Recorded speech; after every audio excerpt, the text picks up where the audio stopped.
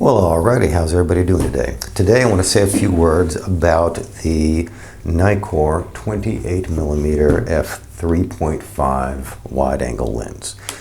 This lens is undoubtedly one of the best deals in classic glass in general, and certainly in classic Nikkors in particular. A little bit about the history of this lens. It was originally introduced, let's see here, there we go.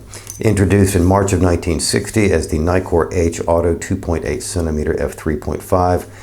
It maintained a 6-element and 6-group optical construction throughout its production run.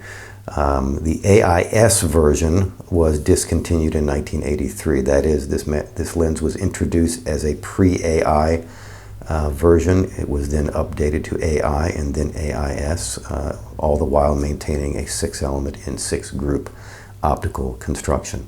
It was co-produced, and I believe this is significant.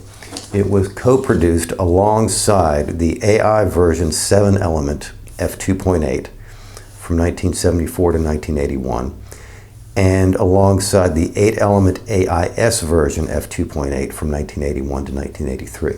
Now, why is this important? Well, I'm going to link down below to the 1001 Nights blog. It's a bit of internet archaeology. I think it was originally written in the early 2000s, and this was essentially it was a blog before blogs were blogs, written by Nikon's optical engineers, in which they discuss the history and performance characteristics of some of their favorite lenses. And there's an entry for this one, for the 28-35, and there's a separate entry for the 28-28, specifically the AIS version. And if you're a Nikkor enthusiast, then you likely know that the 8-element AIS version of the f2.8 is considered by many to be the absolute pinnacle of 28mm focal length design. That is, the Nikon just nailed it, got it right, and this is as perfect as a 28mm focal length prime lens can be. There are many, many Nikon enthusiasts who believe that, and with good reason. I will link down below to the blog entry in which the Nikon's optical engineers discussed the story behind this lens and what led them to develop it.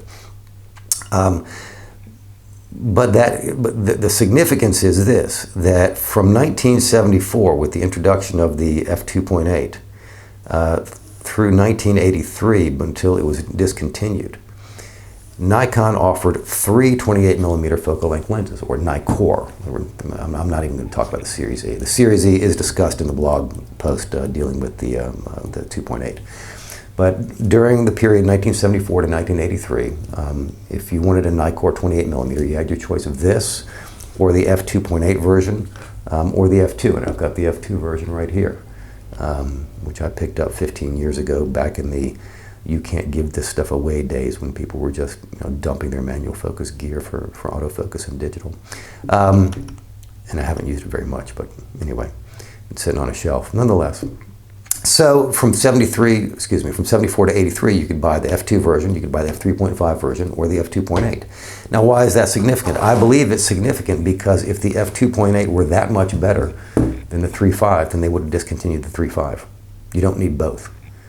If both remain in production, there's a reason for that. And I think if you take a look at what Nikon's optical engineers had to say about this lens and its development and its performance characteristics, you can understand why. Now I'm going to read you a little bit of that post.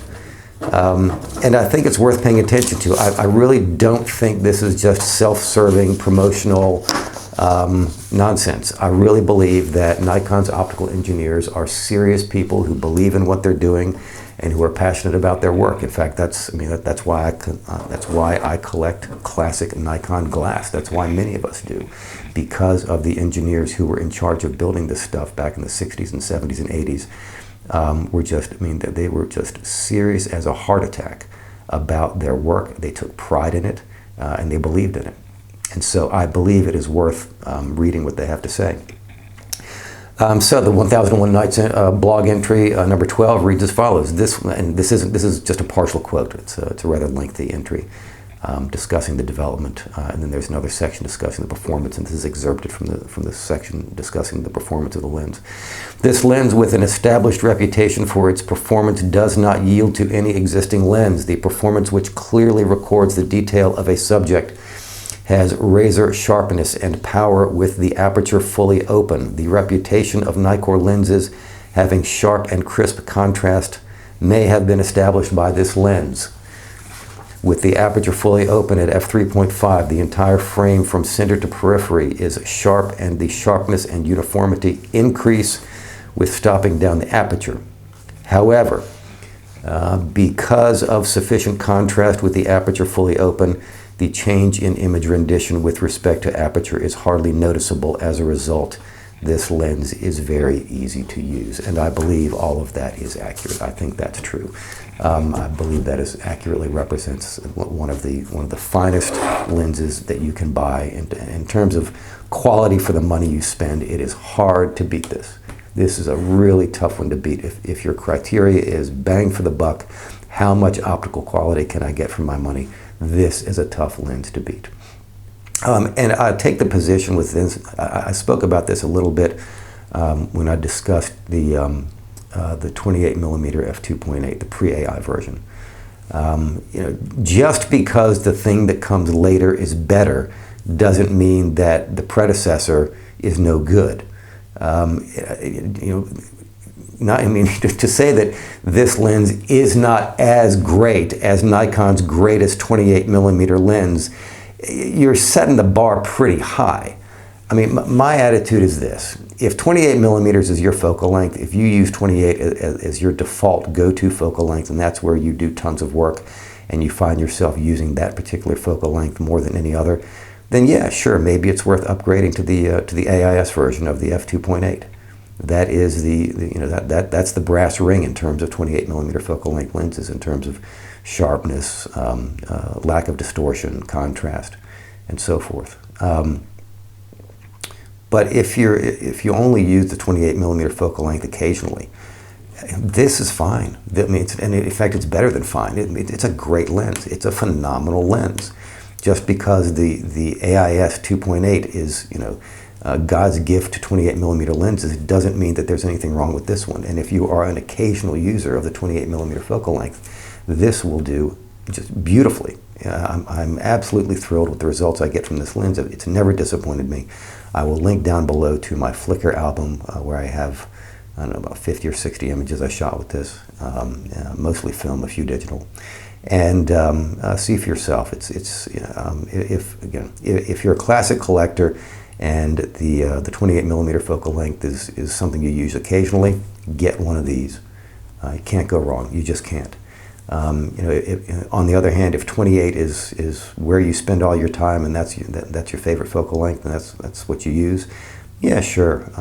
Maybe it's worth spending a little extra money for the AIS version f2.8. Although those things sell for like, God, 3 times the price of this. I mean, really, no exaggeration. I think it's safe to say you could buy 3 of these for the price of an f2.8 AIS. I think that's probably accurate. So anyway, just a few thoughts. That's what I have to offer on the 28-35. We'll link down below to the blog entries where you can read for yourself what the Nikon's engineers had to say, and my own collection of photographs taken with this lens. Take a look. Make your own decision. I hope you found this video informative or entertaining or both, and if so, please do like and subscribe and check out the links below. Thanks a lot. Take care. Bye-bye.